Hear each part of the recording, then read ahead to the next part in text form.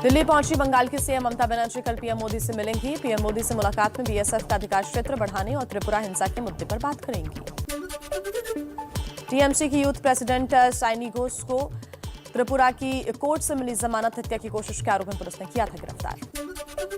त्रिपुरा की लड़ाई पर दिल्ली में संग्राम। बीजेपी टीएमसी के बीच बढ़ते बवाल को लेकर टीएमसी के सांसदों ने गृह मंत्री अमित शाह से मुलाकात की। उससे पहले सांसदों ने गृह मंत्रालय के बाहर दिया धरना। टीएमसी नेता कल्याण बनर्जी ने कहा, हमने अमित शाह के सामने लिखित में बातें रखी। गृह मंत्री ने त्रिपुरा के सीएम से मामले पर रिपोर्ट लेने का आश्वासन दिया है। तृणमूल कांग्रेस की याचिका पर आज सुप्रीम कोर्ट में सुनवाई। टीएमसी ने त्रिपुरा सरकार के खिलाफ अवमानना की याचिका दाखिल की है। ममता के भतीजे अभिषेक बनर्जी ने बीजेपी पर साधा निशाना। कहा, त्रिपुरा में लोकतंत्र पर हमला हो रहा है। खुद को बचाने के लिए झंडा बीजेपी का उठाओ, लेकिन वोट टीएमसी को दो।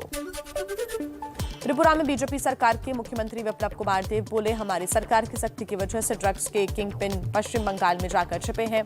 ममता सरकार उन्हें बचा रही है।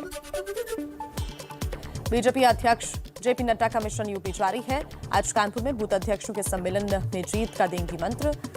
कानपुर के साथ 7 जिलों के दफ्तर का वर्चुअली उद्घाटन भी होगा। लखनऊ में बीजेपी दफ्तर में पार्टी अध्यक्ष जेपी नड्डा की अगुवाई में कोर कमेटी की बैठक हुई। प्रदेश के वरिष्ठ नेता शामिल हुए। नड्डा ने गोरखपुर में बीजेपी के बूथ अध्यक्षों से में भरा जोश। कहा, गलत लोग शासन में आ जाएं तो विकास से विनाश हो जाता है। राजभर समुदाय के कार्यकर्ता के घर भोजन किया। सीएम योगी आदित्यनाथ का फिर जिन्नावाला तंज। बोले, यूपी में 2022 के विधानसभा चुनाव पर देश के साथ दुनिया की नजर, क्योंकि एक तरफ मोदी का नेतृत्व तो दूसरी तरफ आतंकी समर्थक जिन्नावादी है। गोरखपुर में निषाद पार्टी के अध्यक्ष संजय निषाद और प्रवीण निषाद ने बीजेपी अध्यक्ष जेपी नड्डा और सीएम योगी से मुलाकात की। सीट बंटवारे और चुनावी रणनीति पर चर्चा हुई। यूपी के सीएम योगी आदित्यनाथ आज जेवर एयरपोर्ट के शिलान्यास की तैयारियों का जायजा लेंगे। 25 नवंबर को पीएम मोदी करेंगे इसका शिलान्यास। समाजवादी पार्टी के संस्थापक मुलायम सिंह यादव के जन्मदिन पर भी नहीं बनी चाचा भतीजे में बात। लखनऊ में बेटे अखिलेश के मंच पर पहुंचे मुलायम। सैफई में भाई शिवपाल ने अकेले केक काटा। पहले दोनों ने चुनाव में साथ आने के संकेत दिए थे। समाजवादी पार्टी से गठबंधन नहीं हो पाने पर शिवपाल यादव की धमकी। बोले, अगर गठबंधन पर जल्दी कोई फैसला नहीं हुआ तो 1 हफ्ते के अंदर लखनऊ में करेंगे अपनी पार्टी का सम्मेलन। भारतीय सुहेलदेव समाज पार्टी के अध्यक्ष ओम प्रकाश राजभर ने भी मनाया मुलायम सिंह यादव का जन्मदिन। अलीगढ़ में मुलायम के लिए केक काटा। समाजवादी पार्टी के महासचिव रामगोपाल यादव की किताब राजनीति के उस पार का विमोचन आज। पार्टी अध्यक्ष अखिलेश यादव रहेंगे मौजूद। मिशन पंजाब पर मोगा में दिल्ली के सीएम अरविंद केजरीवाल का बड़ा ऐलान। कहा, 18 साल से ऊपर की महिलाओं को हर महीने देंगे 1000 रुपए।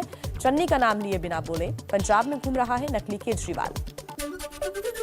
पंजाब के लुधियाना से कांग्रेस के चुनाव प्रचार का आगाज। एक मंच पर दिखे सीएम चरणजीत सिंह चन्नी और प्रदेश अध्यक्ष नवजोत सिंह सिद्धू ने चन्नी की जमकर तारीफ की।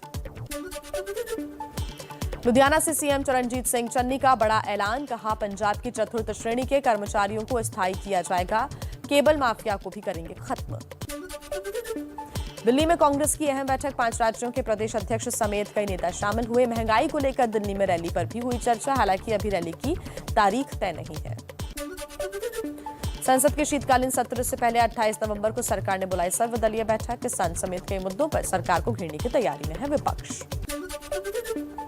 सीपीएम नेता सीताराम येचुरी का ट्वीट। लिखा, संयुक्त किसान मोर्चा की उठाई गई मांगों पर पीएम मोदी को जल्द बैठक बुलानी चाहिए। लखनऊ में किसानों की महापंचायत। राकेश टिकैत ने कहा, अभी आंदोलन वापस नहीं होगा। एमएसपी गारंटी कानून लाना ही होगा। किसानों पर दर्ज मुकदमे वापस लें। केंद्रीय मंत्री अजय मिश्रा की बर्खास्तगी हो।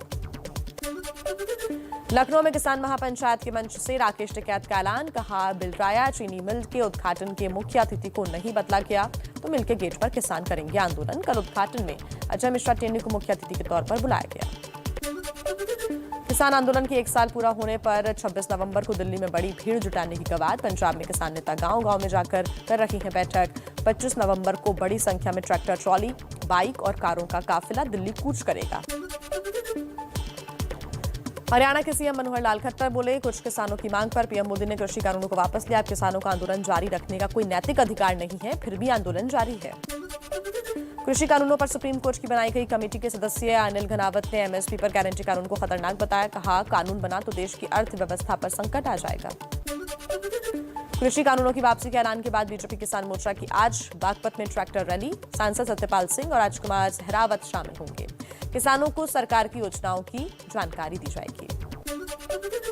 किसान नेता राकेश टिकैत ने ओवैसी पर साधा निशाना, फिर बताया बीजेपी का चाचा, बोले ओवैसी और बीजेपी चाचा भतीजा है। एआईएमआईएम प्रमुख असदुद्दीन ओवैसी की कृषि कानूनों की तरफ सीआईए कानून वापस लेने की भी मांग। कहा कानून वापस लें पीएम मोदी।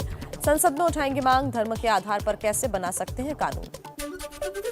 बीजेपी नेता शहनवाज हुसैन का पलटवार। कहा ओवैसी यूपी चुनाव को देखते हुए लोगों में भ्रम पैदा कर रहे हैं। उनका हर जगह शाहीन बाग बनाने का सपना अधूरा ही रहेगा। चलिए कुछ और खबरें आप तक पहुंचाएं तेज रफ्तार में। कांग्रेस के वरिष्ठ नेता मणिशंकर अय्यर का फिर से विवादित बयान। कहा मोदी सरकार के पिछले 7 साल में शांति की बात नहीं हो रही, अमेरिका की गुलाम बनी है सरकार। आंध्र प्रदेश सरकार का भारी विरोध के बाद विवादित 3 राजधानी विधेयक वापस लेने का फैसला मुख्यमंत्री ने विधानसभा में ऐलान किया। सुधार के बाद फिर से लाया जाएगा बिल। एबीपी न्यूज की खबर का हुआ असर। रामायण एक्सप्रेस के सर्विस स्टाफ की भगवा ड्रेस पर विवाद के बाद आईआरसीटीसी ने बदला ड्रेस कोड। भगवा ड्रेस पर संतों ने उठाई थी आपत्ति। अगले 48 घंटे में सामने आ सकते हैं मुंबई के पूर्व commissioner Paramvir Singh. Supreme Court ने गिरफ्तारी पर लगाई रोक। कोर्ट ने परमवीर के खिलाफ सभी मुकदमों को रद्द करने या सीबीआई को ट्रांसफर करने की मांग पर नोटिस जारी किया। मनी लॉन्ड्रिंग केस में महाराष्ट्र के पूर्व गृह मंत्री अनिल देशमुख के बेटे ऋषिकेश को नहीं मिली राहत। अग्रिम जमानत अर्जी पर सुनवाई 4 दिसंबर तक टली। बॉम्बे हाईकोर्ट से मानहानि केस में एनसीबी अफसर समीर वानखेड़े को लगा बड़ा झटका। नवाब मलिक की तरफ से दस्तावेज जारी करने और बयान देने पर रोक से इनकार। 20 दिसंबर को होगी अगली सुनवाई। बॉम्बे हाईकोर्ट के फैसले पर महाराष्ट्र के मंत्री नवाब मलिक का ट्वीट लिखा, गलत कामों के खिलाफ लड़ाई जारी रहेगी, सत्यमेव जयते। नवाब मलिक की बेटी सना मलिक शेख ने भी समीर वानखेड़े के कथित निकाह से जुड़ी तस्वीरें ट्वीट की।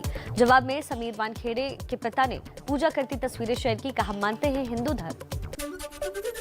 महाराष्ट्र के गृह मंत्री दिलीप पाटिल से मनजिंदर सिंह सिरसा के नेतृत्व में सिख प्रतिनिधिमंडल ने मुलाकात की।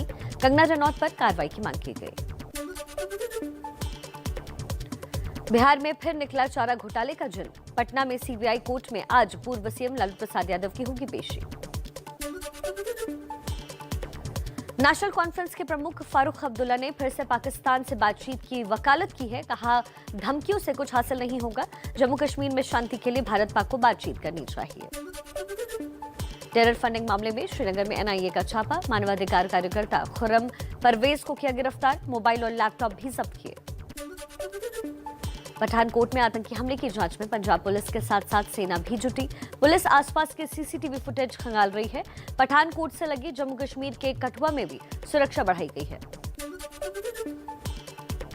आज गलवान घाटी में वीर सैनिकों को सम्मानित करेंगे राष्ट्रपति। शहीद कर्नल संतोष बाबू को महावीर चक्र और शहीद दूसरे 4 सैनिकों को मरणोपरांत और 1 जाबाज सैनिक को वीर चक्र से नवाजा जाएगा।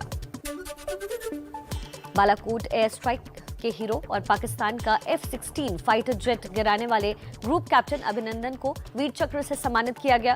तालियों से गूंजा राष्ट्रपति भवन।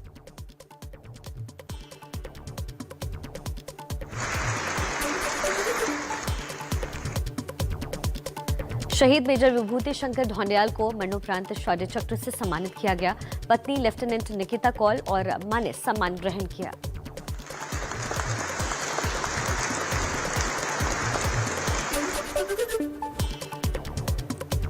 दिल्ली की केजरीवाल सरकार का दावा, धीरे धीरे हवा में प्रदूषण घट रहा है।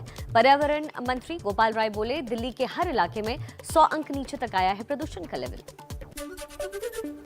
दिल्ली में प्रदूषण के चलते अगले आदेश तक स्कूल कॉलेजेस बंद रहेंगे। ट्रकों की एंट्री पर रोक भी 26 नवंबर तक बढ़ाई गई। निर्माण कार्य पर रोक भी को हटाया गया है।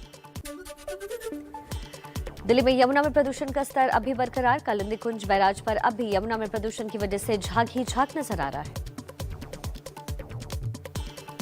और अब कुछ और अहम खबरें आपको बता देते हैं फटाफट अंदाज में।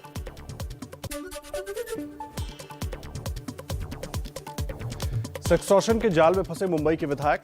ठग ने विधायक का अश्लील वीडियो बनाकर 5,000 रुपए वसूले। आरोपी को मुंबई की क्राइम ब्रांच ने भरतपुर से किया गिरफ्तार। यूपी के पीलीभीत में एक प्रोफेसर पर अपने ही कॉलेज की छात्राओं की यौन शोषण का आरोप। एक छात्रा की शिकायत पर मुकदमा दर्ज। फरार आरोपी की तलाश में जुटी पुलिस। एमपी के इंदौर में एक एएसआई की काली करतूत। 500 रुपए नहीं देने पर एक युवक को बीच सड़क पर लात घूंसे से पीटा। वीडियो सोशल मीडिया पर वायरल।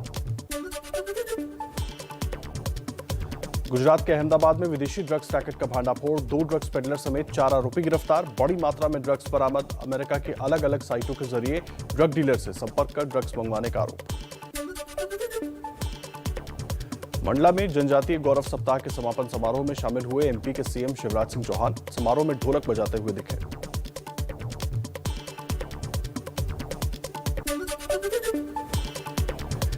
एमपी के रीवा के सिमरिया के विधायक केपी त्रिपाठी महंगाई और बेरोजगारी के सवाल पर भड़के। कार्यकर्ताओं को दिया आदेश, कहा जाओ पुलिस बुलाओ और सवाल पूछने वाले को पुलिस के हवाले करो। मध्य प्रदेश के भोपाल में खराब सड़कों के खिलाफ लोगों का अनोखा प्रदर्शन। पोस्टर बैनर लेकर हंसते हुए निकाला मार्च। 2.5 साल के बैन के बाद आज से फिर उड़ान भरेगा स्पाइसजेट बोइंग 737 मैक्स। विमानन मंत्री ज्योतिरादित्य सिंधिया भी करेंगे यात्रा।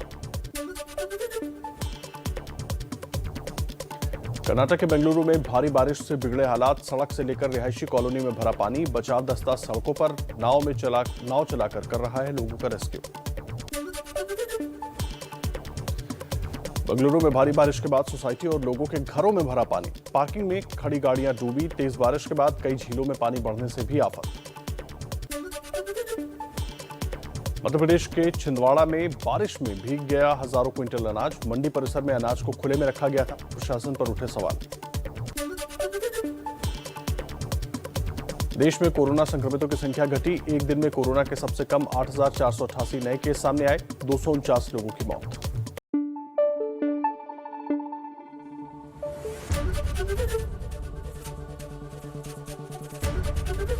एबीपी न्यूज आपको रखे आगे।